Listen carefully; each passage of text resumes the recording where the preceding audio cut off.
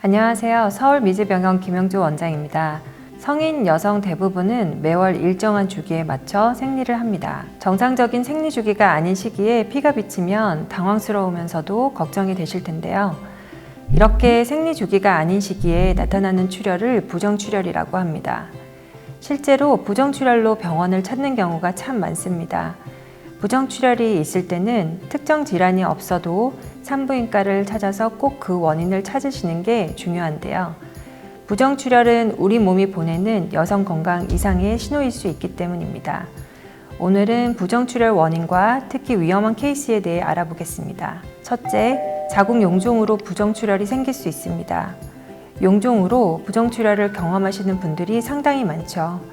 용종은 정상 조직이 과도하게 자라서 돌긴 모양으로 튀어나와 있는 것을 말합니다. 자궁 용종은 대부분 자궁 경부에 주로 생기고 자궁 내막에도 종종 발생합니다. 자궁 용종이 있으면 떼야 하는지 물어보시는 분들이 많은데요. 자궁 경부에 용종이 생기면 부정출혈뿐만 아니라 염증을 일으켜서 자궁 환경을 악화시킬 수 있습니다. 자궁 내막 용종도 자궁 내막의 형태를 변형시켜서 수정과 착상을 방해할 수 있고 난임이나 불임의 원인이 될 수 있습니다. 게다가 용종의 크기가 너무 커지게 되면 나중에 제거하기가 어려워지기 때문에 적절한 시기에 제거해 주시는 것이 좋습니다. 자궁경부 용종의 경우 크기가 크지 않다면 외래 진료에서 간단하게 수술적 치료로 제거도 가능하니 부담을 가지실 필요는 없습니다. 둘째, 자궁 내막의 이상으로 부정출혈이 생길 수 있습니다. 자궁 내막 이상도 부정출혈의 원인 중 상당 부분을 차지하는데요. 자궁 내막 용종뿐만 아니라 자궁 내막 증식증과 자궁 내막암도 부정출혈을 유발하는 대표적 질환이라고 할 수 있겠습니다. 자궁 내막 증식증은 자궁 내막이 비정상적으로 두꺼워지는 질환인데요. 자궁 내막은 월경 때마다 출혈과 함께 자궁 밖으로 배출되고 새롭게 증식하는 것이 정상적입니다. 그런데 월경이 불규칙하거나 월경을 하지 않으면 자궁 내막이 떨어지지 않고 과다하게 자라게 됩니다. 그러다가 증식된 자궁 내막 조직이 월경과 상관없이 떨어져 나오기도 하는데요. 이때 부정출혈이 일어나게 되는 겁니다. 자궁 내막 증식증은 폐경기 여성들에게 발생하게 되는데요.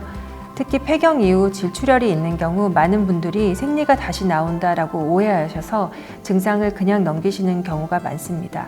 하지만 자궁 내막 증식증은 자궁 내막암의 전 단계인 만큼 절대 이상 신호를 무시하지 마시고 반드시 병원을 찾아서 그 원인을 찾으셔야 합니다. 자궁 내막암 또한 부정출혈을 유발할 수 있는데요. 자궁 내막암 세포가 형성되면 영양을 공급받으려는 혈관 분포가 많아져서 출혈이 유발되기 때문입니다. 생리량이 많아지거나 생리가 아닌데도 출혈이 생기는 경우 폐경 후 출혈이 있다면 자궁 내막의 이상을 의심하고 반드시 병원을 찾으시기 바랍니다. 셋째, 자궁 경부에 생기는 질환들이 부정출혈을 유발할 수 있습니다. 자궁 경부암이나 자궁 경부 이형성증 같은 질환이 자궁 경부에 부정출혈을 유발할 수 있는데요. 자궁 경부에 발생하는 악성 종양인 자궁 경부암이나 암의 전 단계인 자궁 경부 이형성증에 의한 출혈이 의심되는 경우에는 자궁 경부암 검사 및 조직 검사를 통한 확진이 필요합니다. 자궁 경부의 염증이나 헐고 짓무르는 자궁 경부 미란도 부정출혈을 유발하는데요.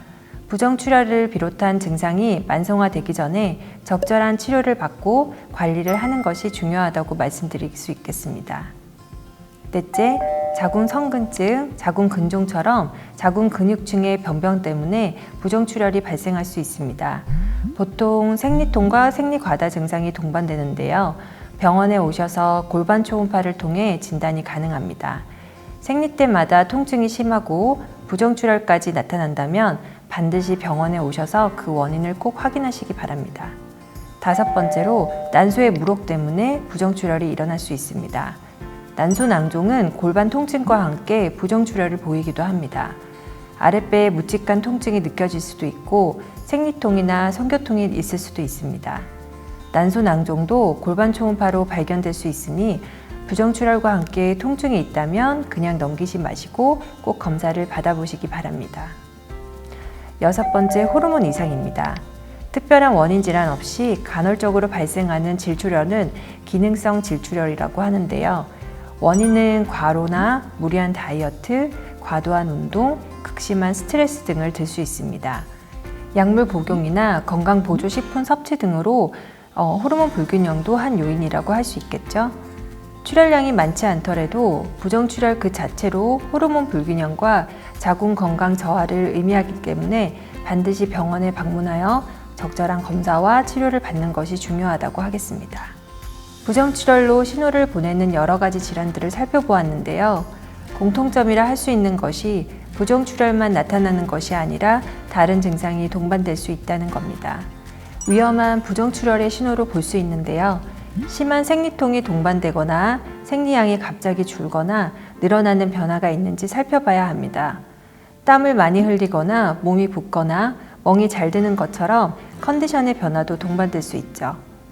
가슴의 크기가 갑자기 커지거나 작아지는 등 호르몬 내분비 이상을 시사하는 증상이 동반되는 경우도 꼭 병원에서 원인을 파악해 보셔야 합니다. 진료를 보면서 안타까운 순간들이 있습니다. 병을 너무 오래 묵혀서 병원을 찾는 환자분을 뵐 때인데요. 그동안 부정출혈 같은 증상이 없었냐고 물어보면 있었지만 대수롭지 않게 여겼다고들 합니다. 자궁과 난소는 그동안 충분한 신호를 보냈는데 정작 본인은 신호를 몰라본 거죠. 부정출혈도 마찬가지입니다. 출혈은 우리 건강에 있어 아주 중요한 신호라고 할 수 있겠습니다. 특이할 만한 증상이 없다 해서 출혈량이 적다고 해서 절대 무시해서는 안 됩니다. 바로 병원에 오셔서 필요한 검사를 받고 그 원인을 확실히 파악하셔야 합니다. 간혹 부정출혈이 있을 때 출혈이 멈출 때까지 기다렸다가 내원하는 환자분들이 있습니다. 부정출혈의 원인을 제대로 파악하려면 출혈이 있는 상태에서 병원을 방문하시는 게 좋습니다. 부정출혈은 그 자체로 내 몸의 응급 상황일 수 있으니 지체하지 마시고 병원을 방문하시기 바랍니다.